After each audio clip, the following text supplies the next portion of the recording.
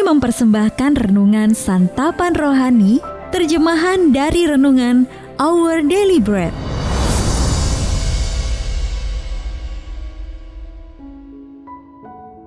Untuk menerima notifikasi video baru kami, silakan tekan tombol subscribe dan tanda lonceng di bawah ini. Sahabat ODB, pembacaan Alkitab hari ini terambil dari Rut pasal yang keempat ayat yang ke-9 sampai dengan ayat yang ke-17.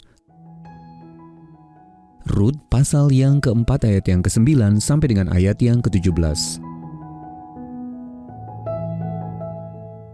Kemudian berkatalah Boas kepada para tua-tua dan kepada semua orang di situ, "Kamulah pada hari ini menjadi saksi bahwa segala milik Elimelek dan segala milik Kilion dan Mahlon aku beli dari tangan Naomi. Juga Rut perempuan Moab itu, istri Mahlon, aku peroleh menjadi istriku untuk menegakkan nama orang yang telah mati itu di atas milik pusakanya.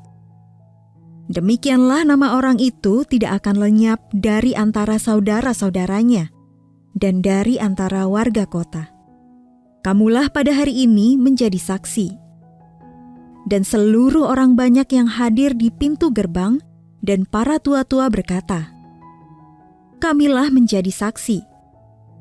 Tuhan kiranya membuat perempuan yang akan masuk ke rumahmu itu sama seperti Rahel dan Lea, yang keduanya telah membangunkan umat Israel. Biarlah engkau menjadi makmur di Efrata, dan biarlah namamu termasyhur di Betlehem.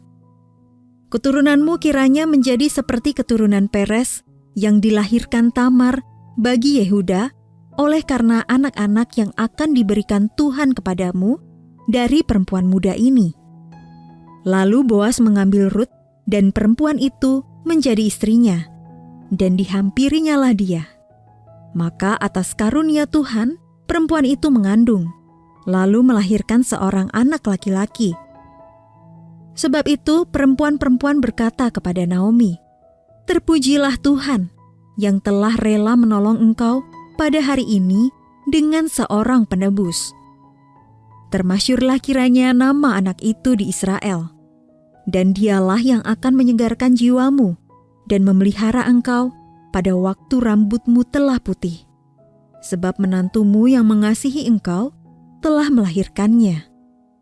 Perempuan yang lebih berharga bagimu dari 7 anak laki-laki." Dan Naomi mengambil anak itu serta meletakkannya pada pangkuannya, dan dialah yang mengasuhnya. Dan tetangga-tetangga perempuan memberi nama kepada anak itu. Katanya, "Pada Naomi telah lahir seorang anak laki-laki." Lalu mereka menyebutkan namanya Obed. Dialah ayah Isai, ayah Daud. Ayat Mas renungan hari ini terambil dari Rut pasal yang keempat ayat yang ke-17 versi Bahasa Indonesia sehari-hari. Para wanita tetangga-tetangga mereka menamakan anak itu Obed. Kepada setiap orang mereka berkata, "Naomi sudah mempunyai seorang anak laki-laki." Renungan hari ini berjudul Allah Lebih Dari Cukup, ditulis oleh Mike Whitmer. Sahabat ODB, keuangan Ellen sangat pas-pasan. Jadi ia senang sekali ketika mendapat bonus Natal. Sebenarnya itu cukup baginya. Tetapi sewaktu hendak menyetorkan uang bonus itu ke bank, ia menerima kejutan lain. Petugas bank memberitahu Ellen bahwa sebagai hadiah Natal, bank telah membayari cicilannya untuk KPR bulan Januari mendatang. Sekarang Ellen dan suaminya Trey dapat melunasi tagihan-tagihan lain, bahkan memberkati seseorang dengan menghadiahkannya bingkisan Natal sebagai kejutan. Allah punya cara tersendiri untuk memberkati kita melampaui yang dapat kita bayangkan. Dalam Alkitab sebagai contoh, Naomi mengalami kepahitan dan menderita setelah kematian suami dan kedua putranya. Namun keadaannya yang mengenaskan dapat dipulihkan oleh Boas ketika kerabatnya itu menikahi Rut, menantu perempuannya, dan memberi tempat tinggal bagi Rut serta Naomi. Mungkin hanya itu yang Naomi harapkan. Namun Allah kemudian memberkati Rut dan Boas dengan seorang anak laki-laki.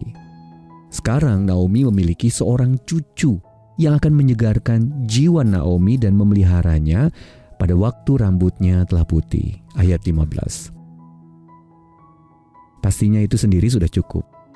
Itulah yang dikatakan wanita-wanita Bethlehem, Naomi sudah mempunyai seorang anak laki-laki. Namun Obed lalu tumbuh dewasa dan menjadi ayah Isai, ayah Daud. Ayat 17. Demikianlah keluarga Naomi menjadi leluhur Raja Israel, dinasti paling penting dalam sejarah. Tentunya itu juga sudah cukup. Namun Daud pun menjadi leluhur dari Yesus Kristus. Sahabat ODB, jika kita percaya kepada Kristus, posisi kita pun serupa dengan Naomi. Kita tidak memiliki apa-apa sampai Allah menebus kita.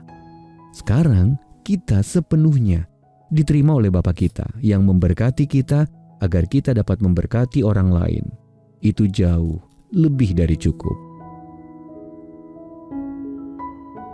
Sahabat ODB, pernahkah Allah memberkati Anda melampaui yang Anda bayangkan? Lalu bagaimana Dia telah menunjukkan bahwa Dia lebih dari cukup bagi Anda? Mari kita berdoa. Tuhan Yesus, Engkau lebih dari cukup bagiku. Dalam nama Tuhan Yesus, kami berdoa. Amin. Dosa